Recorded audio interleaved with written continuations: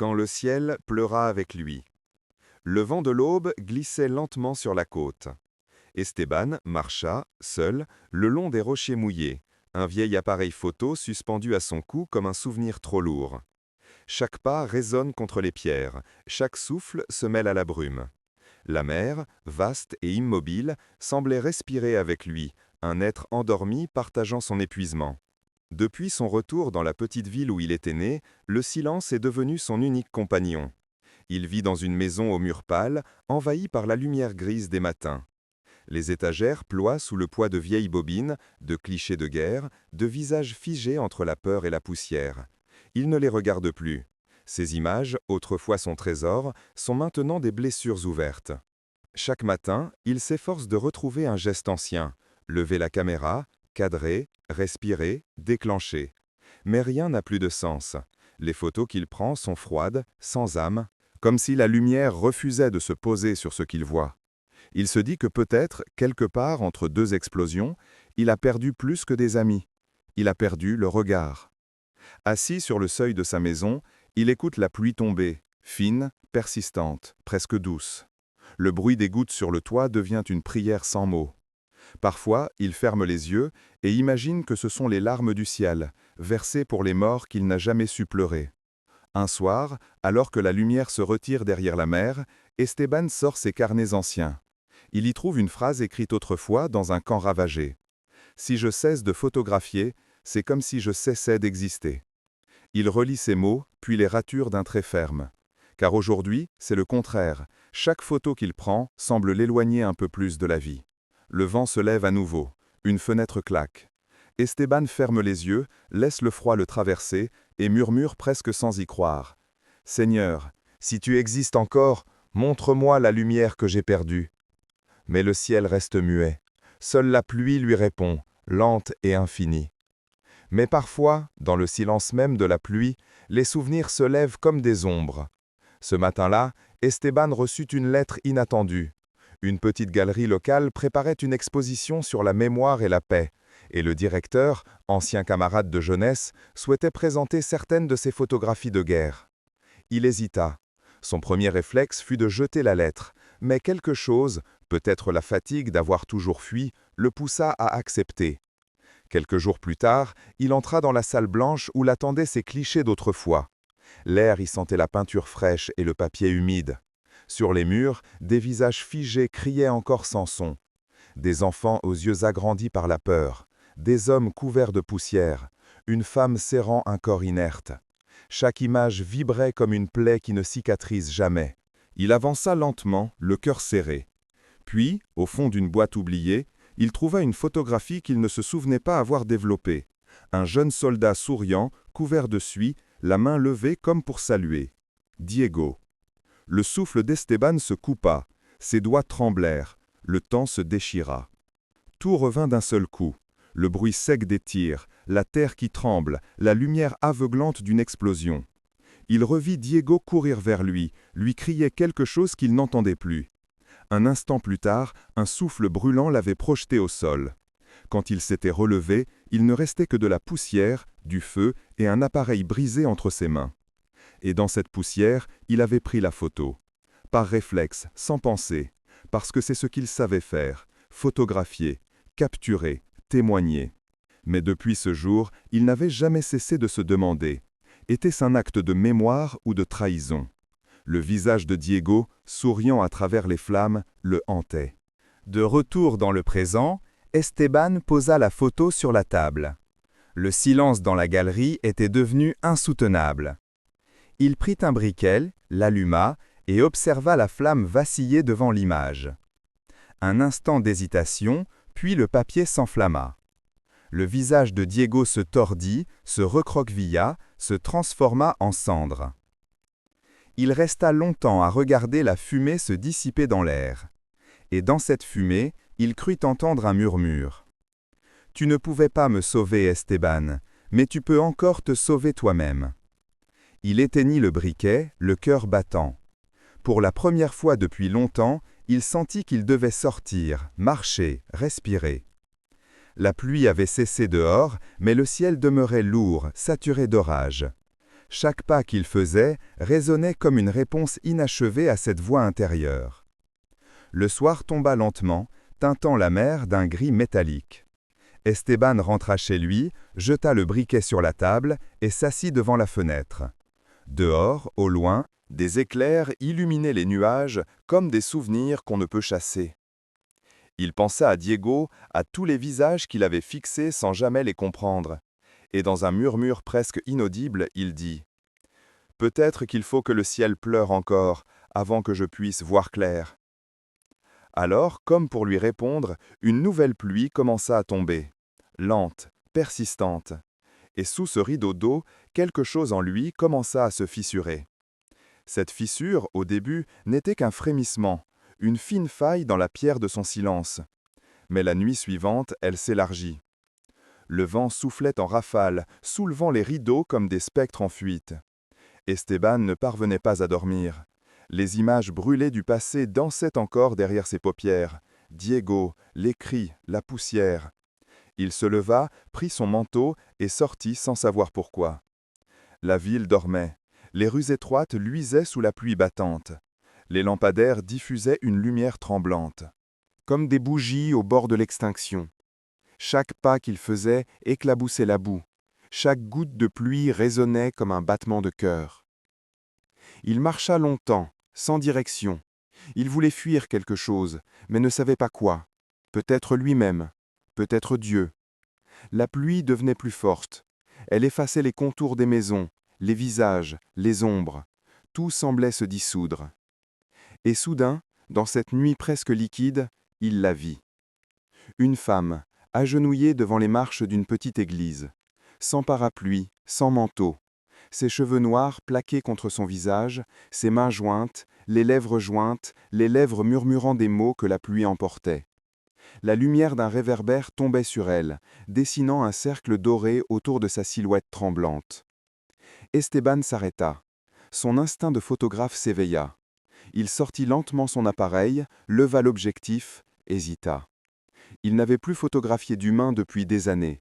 Mais il y avait, dans cette femme, quelque chose de plus fort que la douleur, une sorte de lumière invisible qui résistait à la nuit.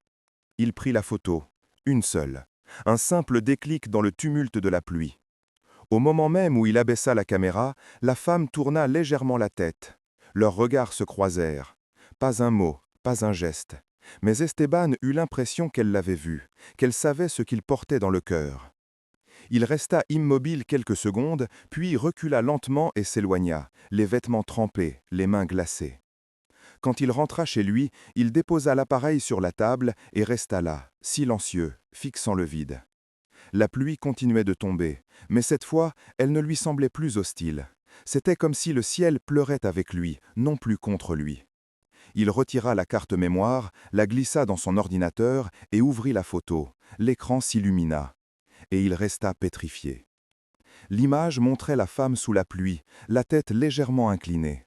Les gouttes scintillant comme des perles autour d'elle.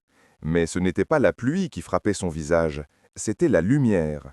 Une lumière douce, dorée, presque irréelle, qui descendait du ciel comme une caresse. Esteban sentit un frisson parcourir son dos. Il n'y avait pas d'explication technique, seulement un sentiment, celui d'avoir capturé quelque chose de sacré. Il murmura, presque sans s'en rendre compte, « peut-être que c'est toi. » Et pour la première fois depuis des années, il sentit une paix étrange envahir la pièce. Une paix fragile, mais réelle. Dehors, la pluie diminuait peu à peu. Les nuages s'ouvraient, laissant filtrer un mince rayon d'argent. Esteban ferma les yeux, laissa tomber sa tête contre le dossier de la chaise et, dans un souffle, remercia la nuit de ne pas l'avoir entièrement englouti. Le lendemain matin, le soleil filtrait timidement à travers les nuages, comme s'il craignait de troubler la paix retrouvée. Esteban ouvrit les yeux tard. Sur la table, l'appareil photo l'attendait, silencieux, presque vivant. Il n'avait pas rêvé. La photo était bien là, preuve qu'il restait, quelque part, un éclat de lumière dans son monde éteint. Il s'assit, observa encore l'image. Cette femme, qui était-elle? D'où venait cette lumière? Était-ce une coïncidence, une illusion, ou bien un signe? Il ressentit alors un élan qu'il n'avait pas connu depuis longtemps, la curiosité. Non celle du photographe en quête d'un sujet, mais celle d'un homme en quête de sens. Il enfila son manteau, prit l'appareil et sortit. La pluie avait cessé. La ville brillait sous un voile de rosée. Les pavés humides reflétaient le ciel clair. Il suivit les ruelles jusqu'à l'église où il l'avait vue la veille. Les portes étaient ouvertes, une odeur d'encens et de cire emplissait l'air. À l'intérieur, quelques personnes priaient en silence. Il chercha du regard la silhouette de la femme, mais elle n'était pas là. Alors, il s'assit sur un banc, près du fond, et resta là, immobile, respirant la paix du lieu. Le prêtre s'approcha doucement, un homme âgé, au visage marqué mais bienveillant.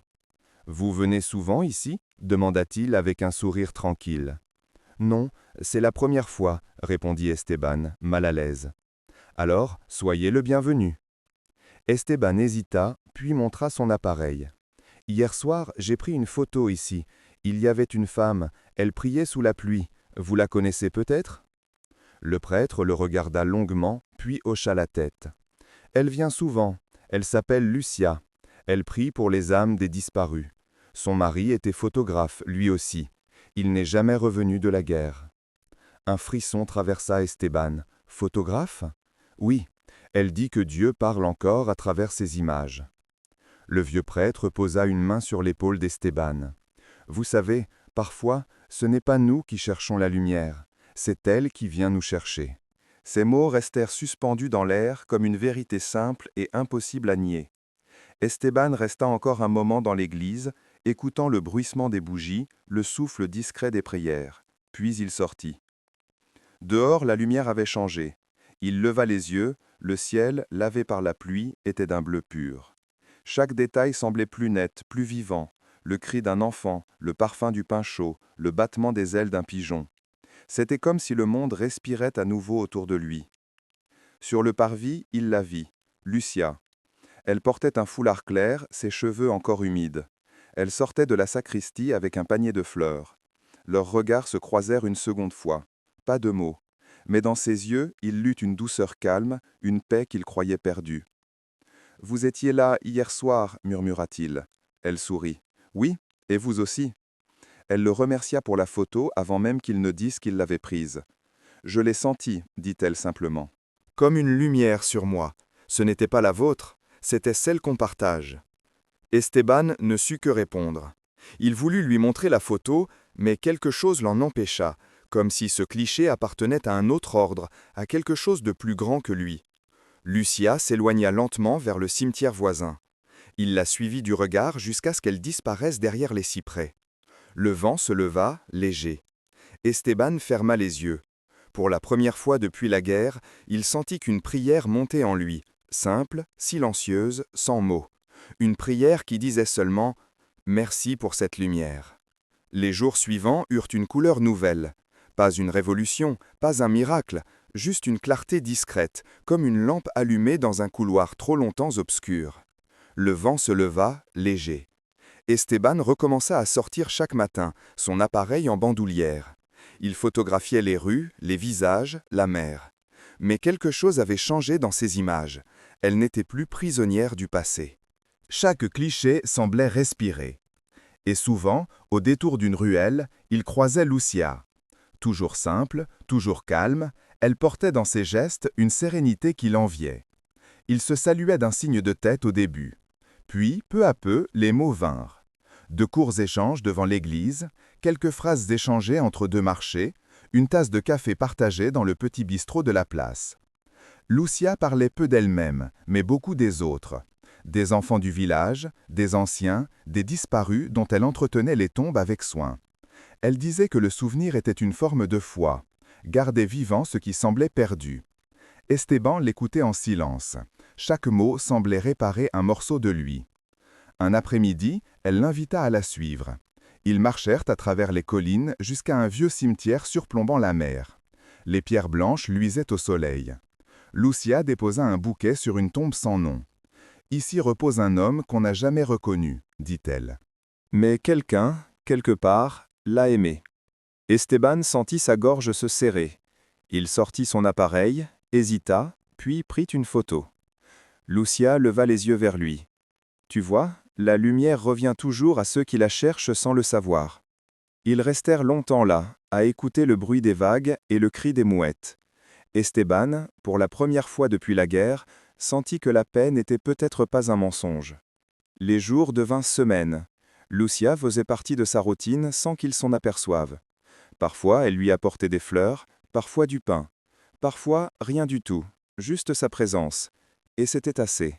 Un soir, alors que le soleil se couchait sur la mer, elle lui demanda « Pourquoi tu as arrêté de photographier les gens ?» Il resta longtemps silencieux avant de répondre « Parce que leurs yeux me rappellent trop ce que j'ai vu. » Elle hocha doucement la tête. « Et si tu les photographiais pour ce que tu vois maintenant, pas pour ce que tu as perdu ?» Ces mots l'accompagnèrent toute la nuit. Le lendemain, il retourna au port. Les pêcheurs réparaient leurs filets, des enfants jouaient sur le quai. Il leva son appareil et, sans y penser, commença à photographier. Pas la douleur, mais la vie. Pas l'absence, mais la lumière. Quand il revint chez lui, il imprima les images. Sur la table, les visages souriaient. Et pour la première fois depuis des années, Esteban aussi. Ce soir-là, il alla voir Lucia. Elle l'attendait sur le parvis de l'église, un chapelet entre les mains. Il lui montra les photos, tremblant. Elle les observa longuement, puis dit simplement « Ce n'est pas ton appareil qui a changé, c'est ton regard. » Ils restèrent un moment sans parler, le vent jouant avec les feuilles du figuier. Puis Lucia ajouta doucement « Quand le cœur recommence à voir, c'est que Dieu n'est plus loin. » Esteban ferma les yeux touchés. Oui, pensa-t-il, peut-être que la foi n'était rien d'autre qu'un regard guéri. Mais la lumière, parfois, attire les ombres. Et plus elle brillait dans la vie d'Esteban, plus les souvenirs refusaient de rester enfouis. Une nuit, il rêva à nouveau de la guerre. Le bruit sec des balles, l'odeur de la poudre, les cris, et ce visage, celui de Diego, son frère d'armes, tombant dans la poussière. Esteban s'était juré de le ramener vivant. Il n'avait ramené qu'une photo. Il se réveilla en sursaut, le cœur battant à rompre, trempé de sueur. La chambre était silencieuse, mais dans sa tête, les échos du passé hurlaient encore. Il se leva, marcha jusqu'à la fenêtre, ouvrit les volets. La nuit semblait trop calme, presque irréelle. Sur la table, l'appareil photo. Toujours là, fidèle, accusateur. Il le prit dans ses mains, hésitant, puis chercha la vieille carte mémoire qu'il gardait au fond d'un tiroir. Celle de la guerre. Les images défilèrent à l'écran. Ruines, visages de soldats, enfants apeurés, lumière d'incendie. Et soudain, une photo. Une qu'il ne se souvenait pas avoir prise. Lucia. Ou plutôt, une femme qui lui ressemblait. Même regard, même sérénité dans le chaos. Mais cette photo datait d'années auparavant, bien avant leur rencontre. Impossible.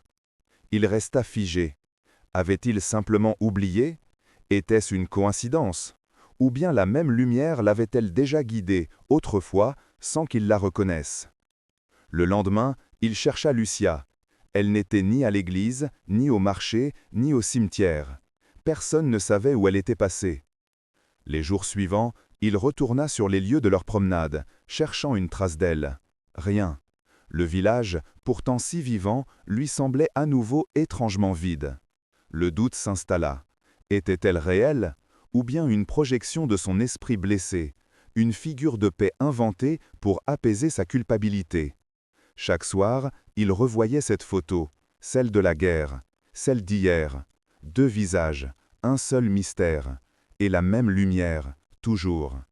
Alors, il retourna voir le prêtre. « Père, cette femme, Lucia, vous m'avez dit qu'elle priait ici. Mais je ne la vois plus. Savez-vous où elle vit ?» Le vieil homme fronça les sourcils. « Lucia, vous devez faire erreur, mon fils. Il y a bien eu une femme ainsi, il y a longtemps. Elle venait prier pour son mari disparu, mais elle est morte il y a près de 10 ans. » Esteban sentit le sol se dérober sous ses pieds. « Ce n'est pas possible, je lui ai parlé, je l'ai photographié. » Le prêtre le regarda doucement. Parfois, Dieu envoie des visages à ceux qui ont cessé de croire, non pas pour tromper, mais pour rappeler. Esteban sortit de l'église tremblant. Le vent soufflait fort, soulevant la poussière. Il leva les yeux vers le ciel gris, partagé entre la peur et la gratitude. Était-elle une âme revenue pour l'aider à trouver la lumière, ou simplement une illusion née de son besoin d'espérance? Peu importait peut-être, car grâce à elle, il avait recommencé à vivre, à voir, à prier, et dans le fond, n'était-ce pas là le vrai miracle? Cette nuit-là, il posa son appareil près du lit. Avant d'éteindre la lampe, il murmura « Merci, Lucia, où que tu sois ». Dehors, le vent se calma. Une étoile apparut entre deux nuages. Et Esteban s'endormit avec un sourire fragile, comme un enfant qui retrouve enfin le sommeil après un long cauchemar. Le lendemain matin, le soleil entra timidement par la fenêtre, caressant les murs de la petite maison d'Esteban. Il ouvrit les yeux lentement, surpris par la douceur de la lumière. Tout semblait différent, plus calme, plus vrai, comme si quelque chose en lui avait enfin trouvé la paix. Il se leva, prit son appareil photo et sortit marcher dans les collines. L'air était frais, chargé d'odeurs de terre humide et de fleurs sauvages. Le village s'éveillait doucement, les voix des enfants résonnaient au loin. Chaque pas lui rappelait Lucia. Mais, pour la première fois, cette absence ne lui pesait plus.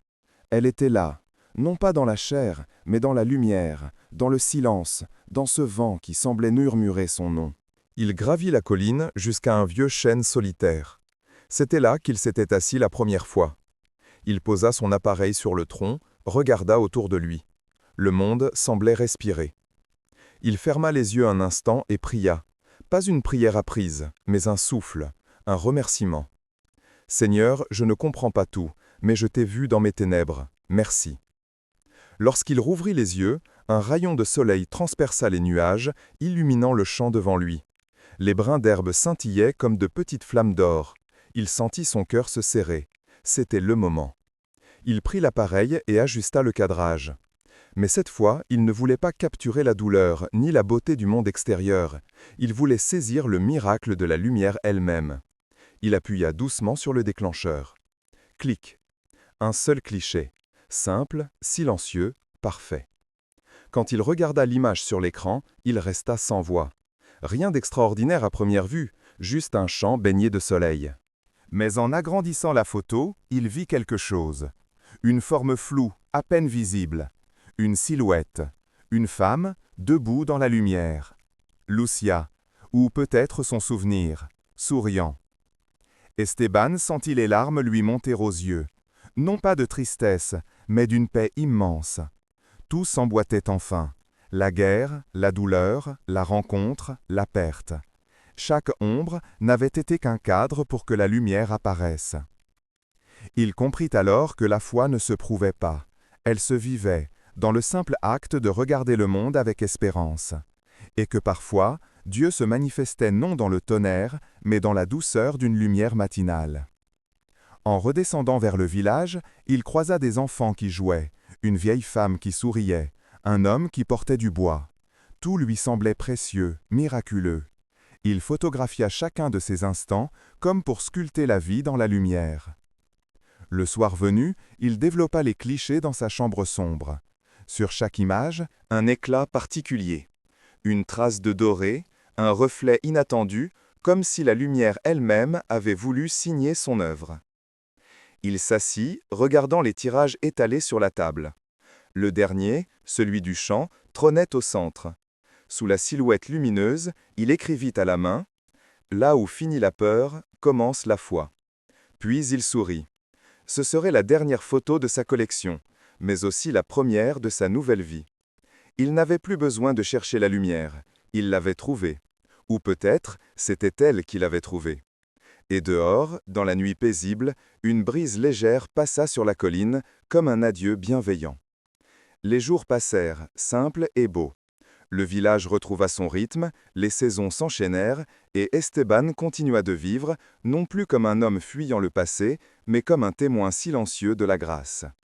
Son appareil photo ne quittait plus sa main, mais il ne cherchait plus à capturer la douleur, ni même à comprendre. Désormais, il photographiait la lumière, celle qui danse sur un visage, sur une pierre, sur une larme. Chaque cliché était une prière.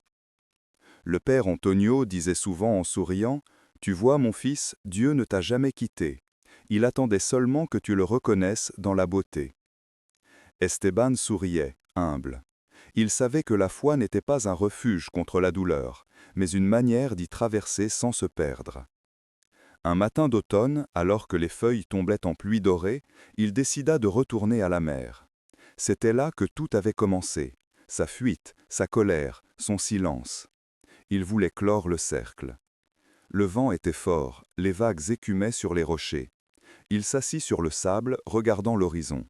Le ciel était clair, lavé par la tempête de la veille. Il sortit de son sac la dernière photo de Lucia, ou de la lumière qu'elle représentait. Il la posa doucement sur le sable, près d'une petite croix de bois. « Merci, murmura-t-il, pour m'avoir appris à voir. » Puis il leva son appareil une dernière fois. Devant lui, le soleil montait lentement au-dessus de la mer. Il appuya sur le déclencheur. Clic. Mais cette fois, il ne regarda pas l'image. Il savait qu'elle serait parfaite parce que son regard, désormais, voyait avec le cœur. Le vent souffla plus fort, emportant la photo posée sur le sable. Elle s'envola, tournoya dans les airs et se perdit dans la lumière. Esteban sourit. Il ne chercha pas à la retenir. Il resta là longtemps, silencieux, tandis que les vagues effaçaient lentement les traces de ses pas. Et dans ce moment suspendu, il sentit une présence. Pas visible, pas tangible, mais réelle. Comme un souffle, comme une paix infinie. Il se leva, ferma les yeux et laissa la lumière l'envelopper. Son âme, autrefois lourde, était légère. Il ne craignait plus rien. Quand il rentra au village, il déposa son appareil sur l'autel de l'église. Père Antonio le trouva là, plus tard, avec un mot simple attaché au boîtier. « Pour que d'autres puissent voir ce que moi j'ai enfin compris. La foi est une lumière qui ne s'éteint jamais. » Les années passèrent encore. On parla souvent d'Esteban, le photographe qui capturait la présence invisible de Dieu dans la lumière. Ses photos ornaient les murs de l'église, des maisons, des hôpitaux. Partout où elles étaient exposées, les gens disaient ressentir quelque chose de différent, une chaleur douce, une paix. Et chaque fois que le soleil se couchait sur la colline, on pouvait voir, juste un instant, une silhouette lumineuse dans les champs dorés. Certains disaient que c'était Lucia, d'autres que c'était la foi elle-même. Mais tous s'accordaient à dire une chose. Là où Esteban a vu la lumière, elle brille encore. Et ainsi, même après lui, la lumière demeura, silencieuse, vivante, éternelle.